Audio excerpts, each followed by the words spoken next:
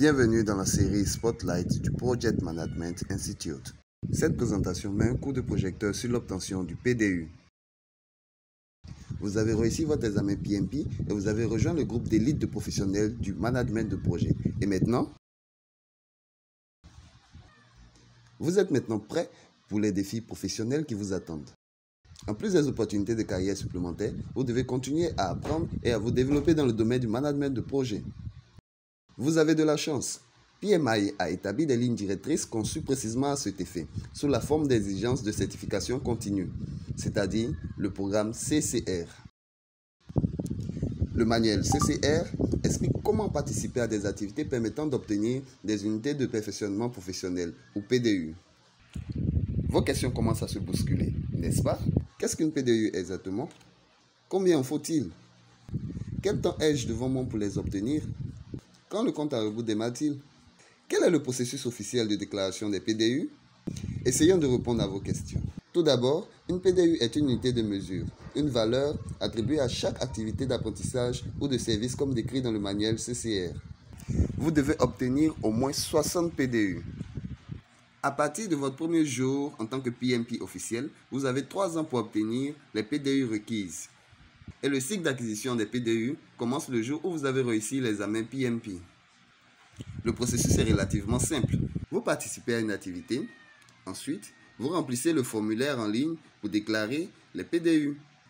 Conservez une preuve de votre participation au cas où vous seriez évalué par le PMI. Enfin, payez les frais de renouvellement à la réception de la facture. Vous n'avez pas encore à vous soucier des délais. Ils sont documentés et disponibles dans le manuel CCR, donc n'essayez pas de les mémoriser. Maintenant que vous connaissez les exigences de base, qu'est-ce qu'une activité digne d'une PDU? Les activités de perfectionnement professionnel se divisent en 2 grands domaines, l'éducation et la mise à profit de la profession. Dans le domaine de l'éducation, vous pouvez participer à 5 types d'activités d'apprentissage. La mise à profit pour la profession compte également 5 types d'activités. Vous devez obtenir au moins 35 PDU dans la catégorie de l'éducation et vous pouvez obtenir un maximum de 25 PDU dans la catégorie de mise à profit. Commençons par l'éducation. Pour souligner l'importance et la pertinence du triangle des talents, toutes les PDU éducatives s'alignent sur l'un des 3 ensembles de compétences. Vous pouvez déterminer quel ensemble de compétences s'applique à une activité donnée en fonction de son contenu. Par exemple, la lecture d'un livre sur la motivation d'une équipe concerne le leadership. La participation à un cours sur la gestion de la valeur acquise concerne le management de projets techniques. Et la participation à un atelier d'entreprise pour développer l'énoncé de la mission de l'entreprise concerne l'ensemble des compétences en management stratégique et commercial. 8 PDU pour le management de projets techniques, 8 PDU pour le management stratégique et commercial et 8 PDU pour le leadership. Cela porte le total à 24. Vous pouvez obtenir les 11 PDU restantes dans le domaine de votre choix du triangle des talents. Maintenant que vous connaissez le nombre requis de PDU éducatives, examinons certaines activités spécifiques. Vous pouvez assister à un cours dispensé par un instructeur en personne ou en ligne. Participer à un événement de chapitre PMI ou à une autre réunion professionnelle avec un volet éducatif. Utilisez des médias en ligne ou numériques pour suivre un cours à votre rythme. Lire des livres, des articles, des livres blancs ou même des blogs. Enfin, participer à des opportunités d'éducation informelle avec d'autres professionnels, comme des ateliers à l'heure du déjeuner. Pour toutes ces activités d'apprentissage, 1 heure d'activité est égale à 1 PDU, ce qui est indiqué par incrémentation de 4 heures. Certaines activités d'apprentissage disponibles à proximité vous viennent-elles à l'esprit? Maintenant, parlons de la façon de donner un retour à la profession. Par exemple, trouvez un emploi en utilisant vos connaissances et compétences PMP.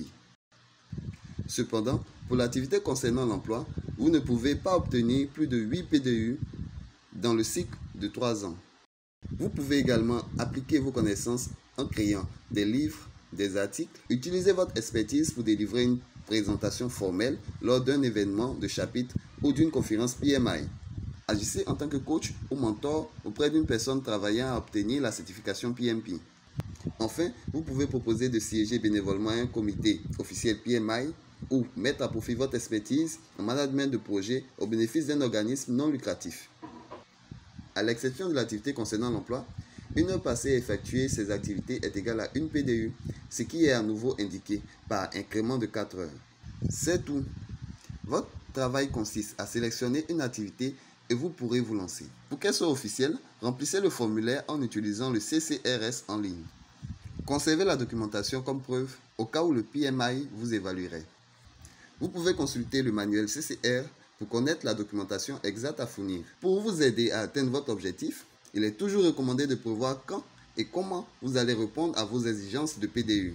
Voilà comment vous pouvez conserver votre statut de certification PMP. Merci d'avoir utilisé la rubrique Spotlight du PMI sur l'obtention des PDU. Pour plus d'informations sur les certifications, l'adhésion et les services du Project Management Institute, visitez notre site web à l'adresse www.pmi.org.